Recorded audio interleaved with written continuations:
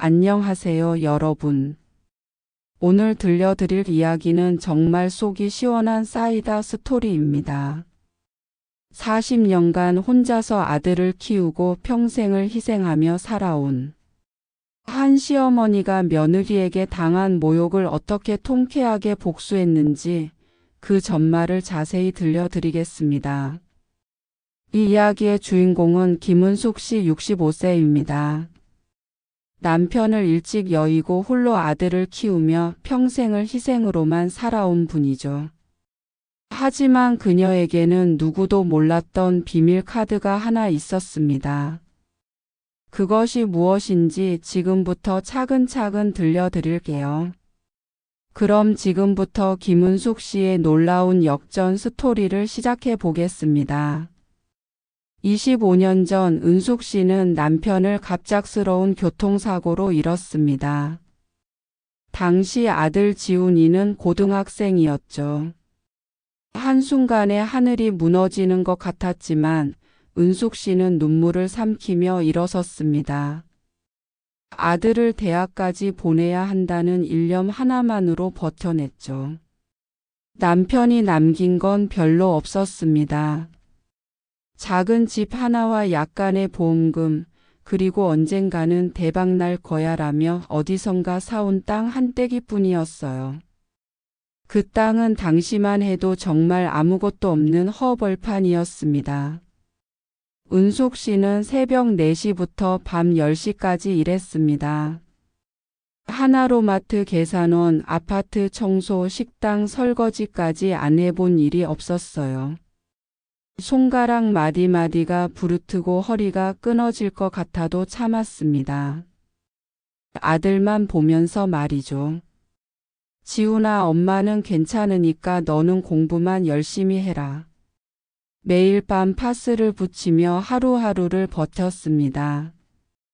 아들이 친구들과 치킨을 시켜 먹고 싶다고 하면 자신은 라면으로 때우면서도 용돈을 쥐어줬어요.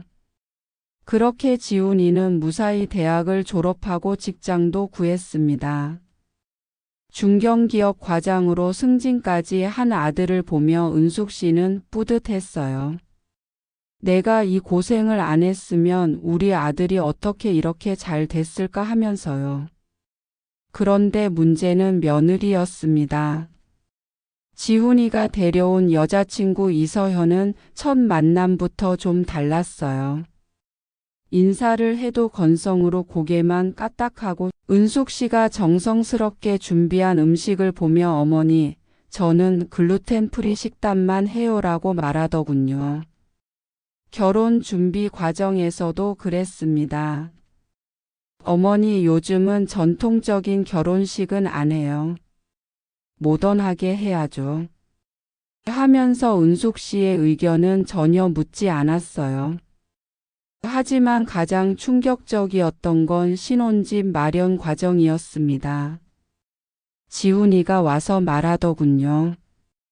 엄마, 서현이 실망하면 안 되잖아.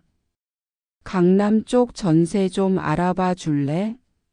4억 정도면 될 것 같은데. 4억. 은숙 씨가 평생 모은 돈이 6억이었는데 그중 4억을 달라니요. 하지만 사랑하는 아들을 위해서라면 뭘 못하겠어요. 알았다. 엄마가 마련해 줄게. 그렇게 평생 모은 돈의 3분의 1을 아들 부부에게 내어줬습니다. 본인은 월세 30만 원짜리 원룸으로 이사를 갔어요. 아들이 잘 살면 된 거지 내가 뭔 대저택에 살아야 하나 하면서 스스로를 위로했습니다. 결혼 후에도 은숙 씨의 희생은 계속됐어요. 며느리가 직장 생활이 힘들다고 하면 반찬을 가져다 주고 감기 걸렸다고 하면 삼계탕을 끓여다 줬습니다. 하지만 며느리 서연의 태도는 갈수록 차갑기만 했어요. 어머니, 저희는 바빠서 집에 자주 오시는 것 좀 부담스러워요. 어머니가 해주신 음식 너무 짜요. 건강에 안 좋아요. 어머니, 그 옷 좀 바꿔 입으세요. 저희 친구들 만날 때 좀 민망해요. 하나하나가 은숙 씨의 가슴에 못을 박는 말들이었어요. 하지만 아들 앞에서 며느리 흉을 보고 싶지 않았던 은숙 씨는 그저 웃으며 넘겼습니다. 아니야, 서연이도 직장 생활 하느라 스트레스 받는 거겠지. 시간 지나면 나아질 거야. 그런 자기 위안을 하면서 말이에요. 작년 추석을 앞두고 서연이 전화를 걸어왔습니다. 어머니, 올해 추석에는 저희 친정 식구들도 함께 지내기로 했어요. 8명 정도 올 것 같은데 음식 준비 좀 부탁드려요. 은숙 씨는 기뻤어요. 며느리가 가족으로 받아들여 준다는 신호로 받아들였거든요. 그럼 어떤 음식을 좋아하시는지 미리 물어봐라. 하지만 서연의 다음 말은 충격이었습니다. 아, 그리고 어머니. 전통 음식 말고 좀 모던하게 해주세요. 저희 엄마가 전통 음식 잘 못 드세요. 너무 짜고 기름져서요. 담백하고 깔끔하게 해주시면 좋겠어요. 전통 음식을 하지 말라고? 추석인데요. 은숙 씨는 당황했지만 그래도 이해하려고 했어요. 그럼 뭘 준비하면 될까? 샐러드랑 스테이크, 파스타 이런 거요. 아, 그리고 케이크도 하나 준비해 주세요. 저희 엄마가 단 걸 좋아하세요. 은숙 씨는 머리가 띵했어요. 추석에 스테이크와 파스타라니. 하지만 며느리를 기쁘게 해주고 싶었던 은숙 씨는 그렇게 하겠다고 했습니다. 추석 3일 전부터 은숙 씨는 인터넷을 뒤져가며 요리법을 공부했어요. 65세 나이에 파스타 만드는 법을 유튜브로 배우고 스테이크 굽는 온도까지 공부했습니다. 그런데 문제는 재료비였어요. 8명분 스테이크와 각종 재료를 사려니 30만 원이 넘게 들더군요. 은숙 씨의 한 달 생활비가 50만 원인데 그중 절반 이상이 사라진 거죠. 괜찮아, 며느리가 좋아하면 그만이지. 그렇게 자신을 다독이며 장을 봤습니다. 요리 연습도 해야 했어요. 평생 한식만 해온 은숙 씨에게 양식은 정말 어려웠거든요. 파스타 면이 눌어붙고 스테이크는 태우고. 몇 번을 실패한 끝에 겨우 그럭저럭 만들 수 있게 됐어요. 추석 전날 밤 은숙 씨는 새벽 4시까지 음식을 준비했습니다. 손목이 아파서 파스를 붙이고 요리하고 허리가 아파서 의자에 앉았다 일어났다를 반복하면서요.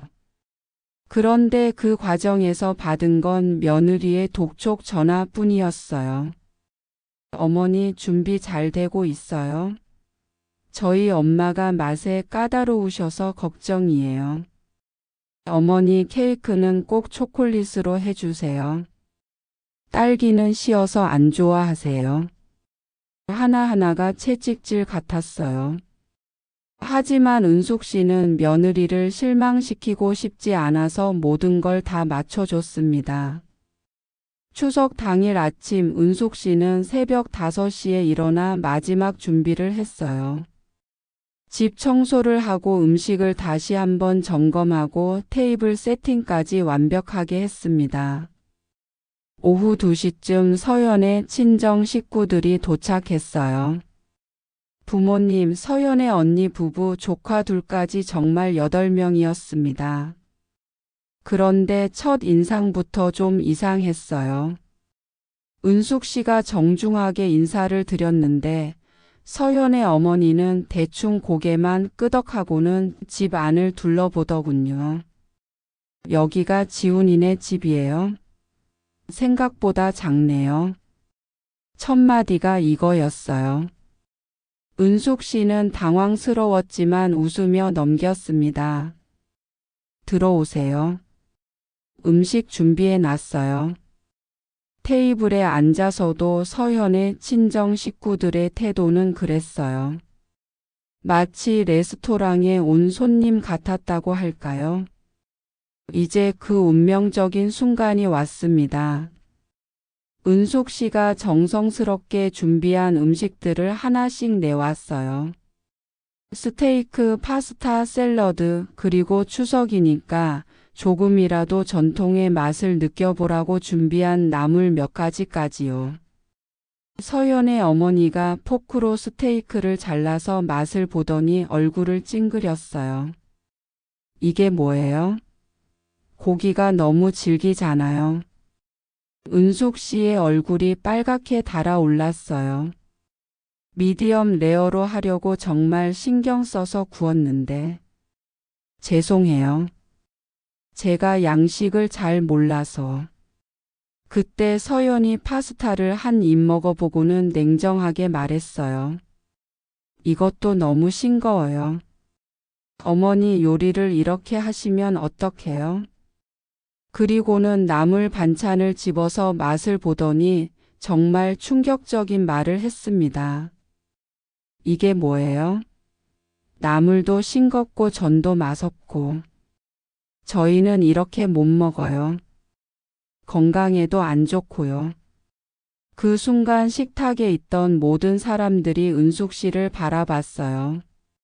서연의 친정 식구들은 동조하듯 고개를 끄덕였고 아들 지훈이도 어쩔 줄 몰라 했습니다. 서연은 거기서 멈추지 않았어요. 아, 됐어요. 접시 좀 치워주세요. 저희 친정 음식으로 바꿀게요. 그리고는 가방에서 포장된 음식들을 꺼내기 시작했어요. 유명 레스토랑에서 주문한 요리들이었죠. 이게 진짜 맛있는 거예요. 어머니도 드셔보세요. 은숙 씨는 그 순간 세상이 무너지는 것 같았어요. 자신이 3일 밤낮으로 준비한 음식들이 쓰레기 취급을 받는 거였으니까요. 서연의 언니가 한술 더 떴어요. 지훈 씨 어머니, 요즘은 이런 홈메이드 음식보다 전문 업체 음식이 훨씬 좋아요. 위생적이고 맛도 보장되고요. 서연의 아버지도 거들었어요. 맞아요. 우리 서연이도 직장 다니느라 바쁜데 이런 음식 먹으면 배탈 날까봐 걱정돼요. 그 말들을 듣는 순간 은숙 씨의 40년 희생이 모두 부정당하는 기분이었어요. 아들을 위해 새벽부터 밤까지 일하고 아픈 몸을 이끌고 요리 연습을 하고 생활비까지 쪼개가며 재료를 사서 준비한 음식이 배탈 날까봐 걱정이라는 말로 매도당하는 거였으니까요. 더욱 충격적인 건 아들 지훈의 반응이었어요. 어머니를 감싸주기는커녕 오히려 서연의 편을 들었어요. 엄마 미안해. 서연이 말이 맞아. 요즘은 다들 이런 전문 음식 먹어. 엄마도 시대에 맞춰야 해. 그 순간 은숙 씨의 마음속 어딘가가 뚝 하고 끊어지는 소리가 났어요. 서연의 어머니가 결정타를 날렸어요. 서연아, 다음부터는 명절 때 우리 집에서 해라. 이렇게 고생시킬 필요 없어. 그리고는 은숙 씨를 똑바로 보며 말했어요. 어머님도 이제 나이 드셨으니까 요리 같은 건 그만하세요. 젊은 사람들이 알아서 할게요. 40년간 아들을 위해 희생한 어머니를 이제는 쓸모없는 존재로 취급하는 거였어요. 은숙 씨는 그 순간 뭔가 내 안에서 터져 나오는 걸 느꼈어요. 40년간 꾹꾹 눌러 참았던 분노, 서러움, 억울함이 한꺼번에 치솟아 올랐습니다. 은숙 씨가 벌떡 일어섰어요. 모든 사람들이 깜짝 놀라 쳐다봤죠. 평소에 순한 양처럼 조용했던 시어머니가 갑자기 일어서니까요. 은숙 씨는 떨리는 손으로 테이블을 내려다봤어요. 자신이 밤새 준비한 음식들이 그대로 남아 있었어요. 한 젓가락도 제대로 먹지 않은 채로요. 그래. 은숙 씨가 조용히 중얼거렸어요. 정말 맛없나 보네. 그리고 나서는 갑자기 양손으로 식탁을 확 밀었어요. 쾅. 접시들이 바닥으로 떨어지면서 깨지는 소리가 집 안에 울려 퍼졌어요. 스테이크며 파스타며 모든 음식들이 바닥에 흩어졌습니다. 어머니 뭐 하세요? 지훈이 놀라서 외쳤어요. 하지만 은숙 씨는 멈추지 않았어요. 오히려 더 큰 소리로 외쳤습니다. 그래. 네가 그렇게 잘났으면 앞으로 네가 다 해라. 서연의 친정 식구들은 완전히 얼어붙었어요. 이런 상황을 예상하지 못했거든요. 은숙 씨는 계속 소리쳤어요. 40년을 너만 바라보고 살았는데 이게 내가 받을 대접이야? 눈물이 주르륵 흘렀지만 목소리는 더욱 커졌어요. 내가 하루 종일 서서 일해서 번 돈으로 내 학비 댔고 내가 허리 아픈 걸 참고 만든 밥을 먹여서 키웠는데 지금 내 음식이 배탈 날 음식이라고? 서연이 변명하려고 했지만 은숙 씨는 손사래를 쳤어요. 됐어. 이제 정말 됐어. 어머니 어디 가시는 거예요? 지훈이 따라와서 물었어요.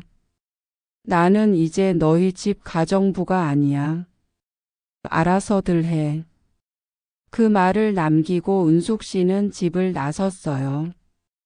뒤에서 지훈이 불러도 돌아보지 않았습니다.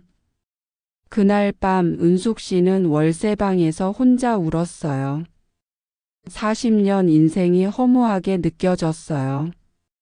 그 후 일주일 정도 지났을 때였어요. 은숙 씨가 방 정리를 하다가 오래된 상자 하나를 발견했습니다. 남편이 쓰던 책상 서랍 깊숙이 숨겨져 있던 상자였어요. 25년 전 남편이 세상을 떠난 후로 한 번도 열어보지 않았던 상자였죠. 상자를 열어보니 봉투 하나가 들어 있었어요.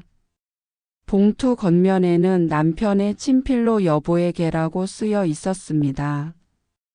손편지가 한 장 있었어요. 여보, 이 편지를 읽고 있다는 건 내가 먼저 세상을 떠났다는 뜻이겠죠. 미안해요. 여보가 나 때문에 고생할 거라는 걸 알아요. 그래서 하나 준비해 둔 게 있어요. 지금은 아무것도 아니지만 언젠가 우리 가족의 인생을 바꿔줄 거예요. 봉투 안에 있는 서류들을 잘 보관해 두세요. 나만 믿어요. 편지를 다 읽고 나서 은숙 씨는 봉투 안을 들여다봤어요. 거기에는 토지 등기 권리증과 각종 서류들이 들어 있었습니다. 서류를 자세히 보니 남편이 25년 전에 변두리 땅 한 떼기를 사둔 거였어요. 당시만 해도 허벌판이었던 곳이라 아무도 관심을 갖지 않던 땅이었죠. 이 사람이 또 이상한 거 샀나? 25년 전에는 그렇게 생각했었어요. 남편이 투자한다고 이것저것 사다가 실패한 경우가 많았거든요. 하지만 호기심에 그 땅이 지금 어떻게 됐나 찾아봤어요. 그런데 깜짝 놀랄 일이 벌어졌어요. 그 땅이 있는 곳이 바로 3년 전부터 개발이 시작된 신도시 한복판이었던 거예요. 지하철역에서 도보 5분 거리의 핵심 부지였습니다. 은숙 씨는 믿을 수 없어서 몇 번이나 확인해 봤어요. 맞았어요. 남편이 사둔 그 땅이 지금은 금싸라기 땅이 되어 있었던 거죠. 부동산 중개사무소에 가서 물어봤어요. 이 땅 지금 얼마나 하나요? 중개사가 서류를 보더니 눈이 휘둥그레졌어요. 어머님, 이거 어디서 구하신 거예요? 이 땅 지금 평당 2천만 원 해요. 전체로 치면. 계산기를 두드리더니 말했어요. 12억입니다. 12억. 은숙 씨는 현기증이 날 정도였어요. 25년 전 남편이 5천만 원에 산 땅이 12억이 된 거였어요. 24배나 오른 거죠.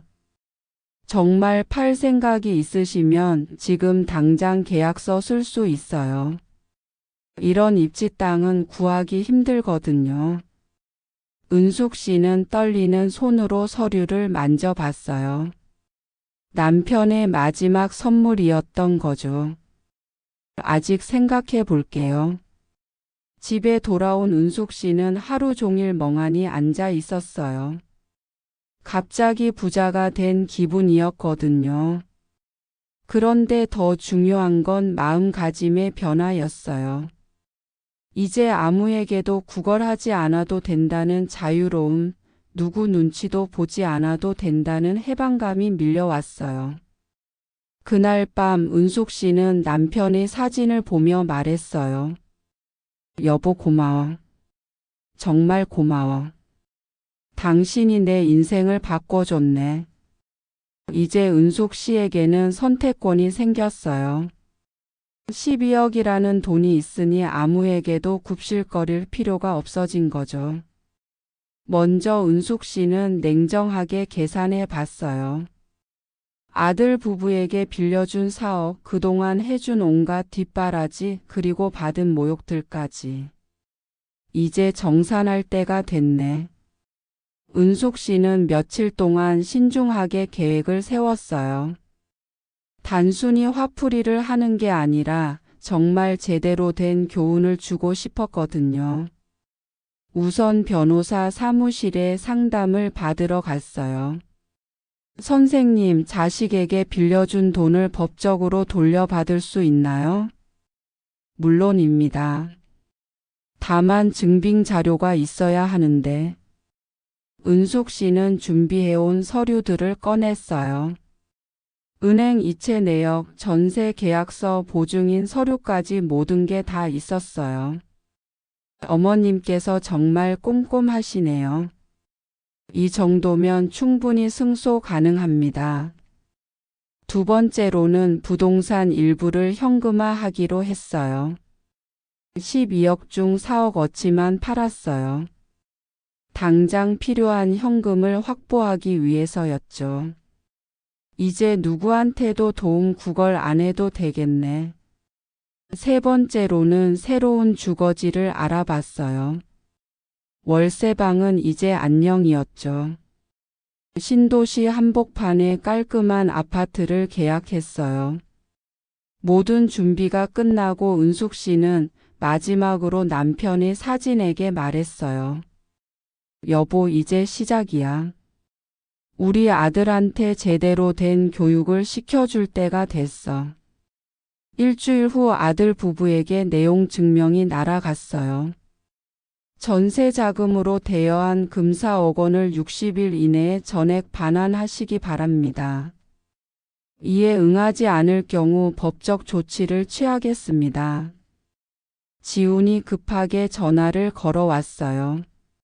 엄마, 이게 뭐야? 내용 증명이 왜 와?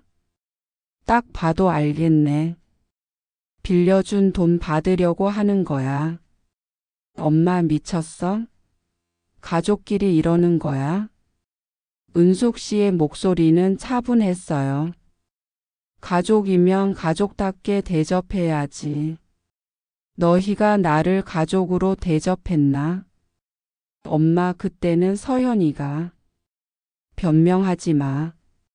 60일 안에 돈 준비해. 이자도 붙여서. 전화를 끊어버렸어요. 며칠 후 서현이 울먹이며 찾아왔어요. 어머니, 제가 잘못했어요. 그때 너무 심했어요. 용서해 주세요. 하지만 은숙 씨의 마음은 이미 굳어져 있었어요. 서연아, 넌 내가 호락호락한 줄 알았지? 평생 무시해도 되는 존재인 줄 알았고?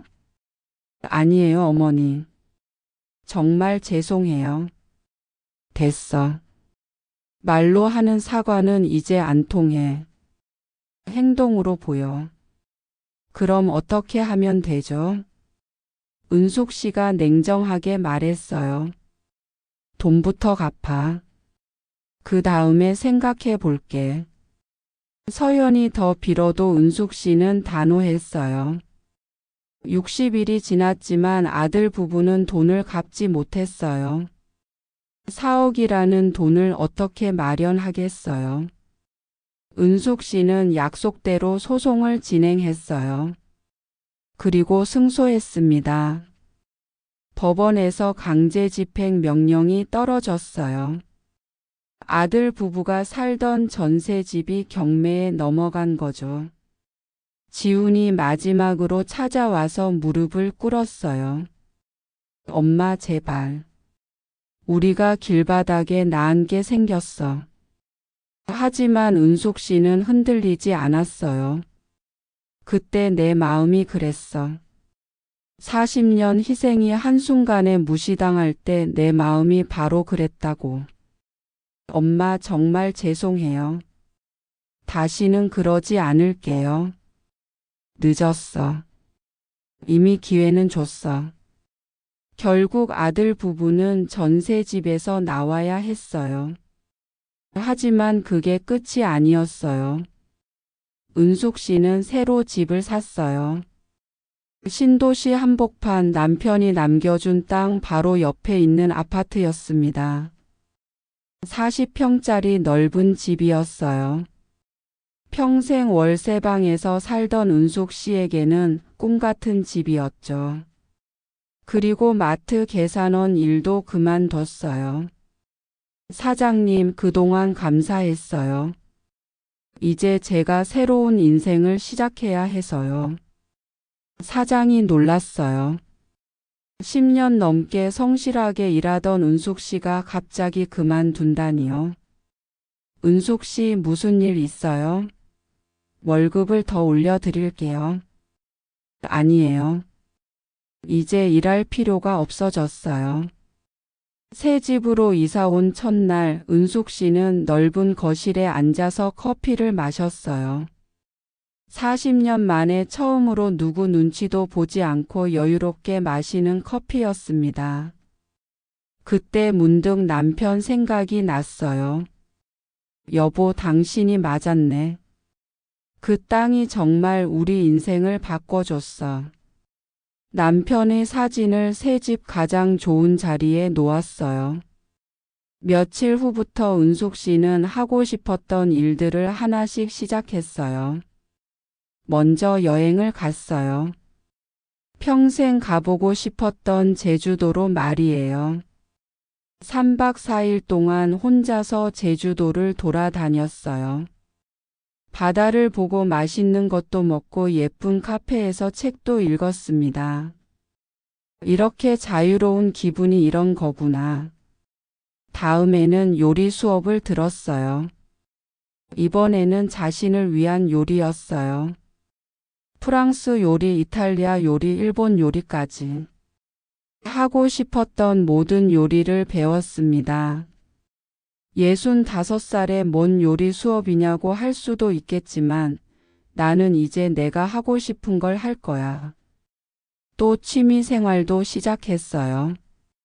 평생 해보고 싶었던 서예를 배우고 등산도 다니고 독서 모임에도 참여했어요. 무엇보다 좋았던 건 누구에게도 허리 굽히지 않아도 되는 자유였어요.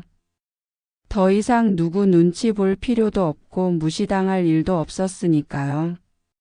그런데 3개월쯤 지났을 때 지훈이 다시 연락을 해왔어요. 엄마, 우리 만나서 얘기 좀 해요. 할 말 없어.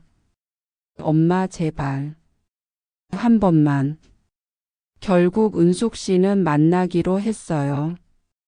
카페에서 만났는데 지훈의 모습이 많이 초라해져 있었어요. 엄마, 우리 정말 힘들어요.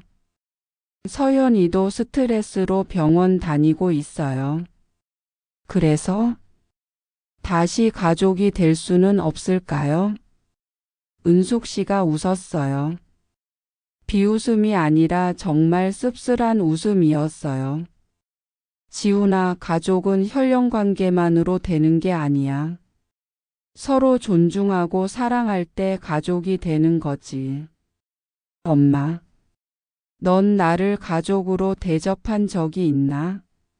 40년간 키워준 은혜는 생각하지 않고 마누라 말만 듣더니 지훈이 고개를 숙였어요. 그때 내가 차례상을 뒤엎으며 화낼 때 넌 뭐 했나? 나를 말리기는커녕 창피하다는 표정만 지었잖아. 죄송해요, 엄마. 이제 늦었어.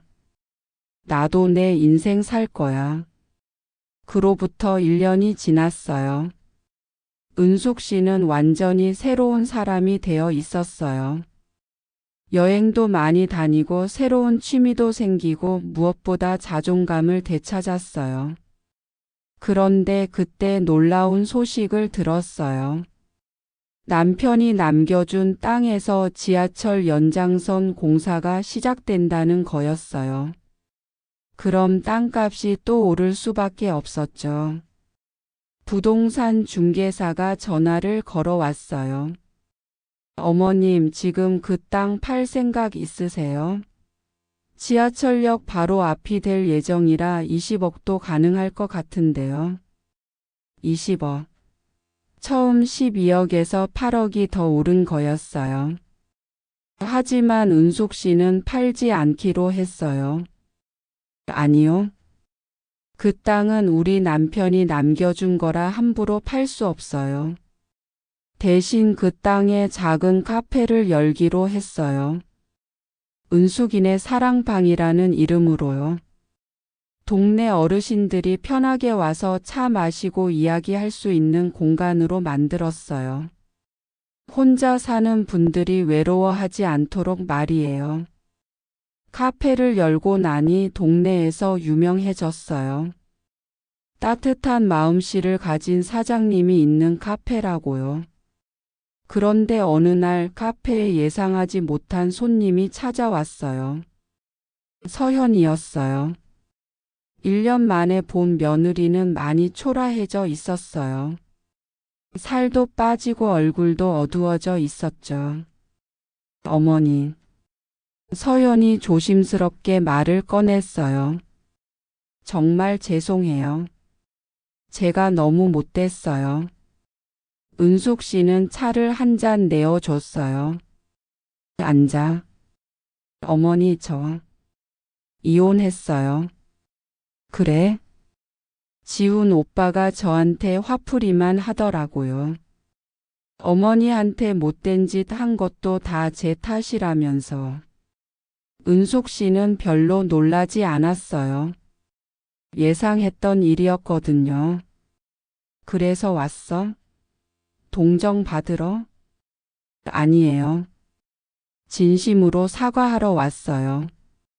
서현이 눈물을 흘렸어요. 제가 정말 못됐어요. 어머니가 얼마나 힘들게 사셨는지도 모르고 얼마나 정성스럽게 해주셨는지도 몰랐어요. 이제 알았어? 네. 혼자 살아보니 알겠어요. 어머니가 얼마나 외로우셨을지. 은숙 씨가 서연을 바라봤어요. 이제는 화가 나지도 않았어요. 그냥 불쌍해 보일 뿐이었죠. 서연아, 사과는 고마워. 하지만 우리가 다시 가족이 될 수는 없어. 알아요. 대신 하나만 말해줄게. 사람은 혼자서도 행복할 수 있어. 다른 사람에게 의존하지 말고 내가 당당하게 살아. 그 말을 마지막으로 서현은 떠났어요. 카페 벽에 걸려있는 남편의 사진을 보며 은숙 씨가 말했어요. 여보, 고마워. 당신이 남겨준 선물 덕분에 나는 진짜 내 인생을 찾았어. 이제야 진짜 행복해. 김은숙 씨는 이제 정말로 행복한 사람이 됐어요. 40년의 희생 끝에 찾은 진정한 자유와 행복이었습니다. 나이는 숫자일 뿐이야. 65세든 75세든 언제라도 새로 시작할 수 있어. 이것이 김은숙 씨가 전하고 싶은 메시지였어요. 여러분 어떠셨나요? 정말 속 시원한 이야기였죠.